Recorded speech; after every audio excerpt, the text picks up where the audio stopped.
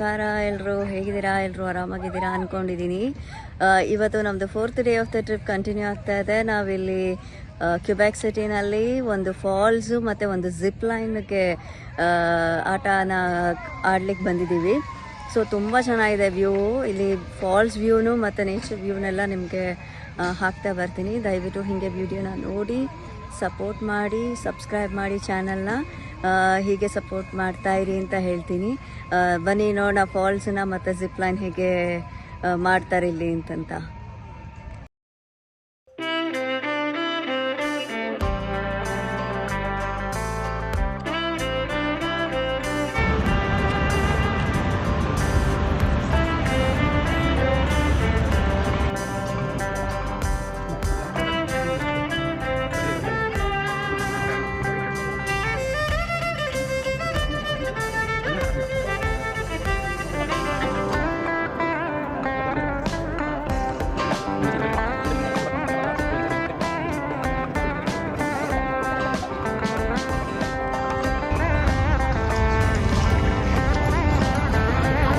ನೋಡಿ, ಅಲ್ಲಿ ಜನ ಇದ್ದಾರೆ, ಜಿಪ್ ಲೈನಿಗೆ ವೇಟ್ ಮಾಡ್ತಾ ಇದ್ದಾರೆ.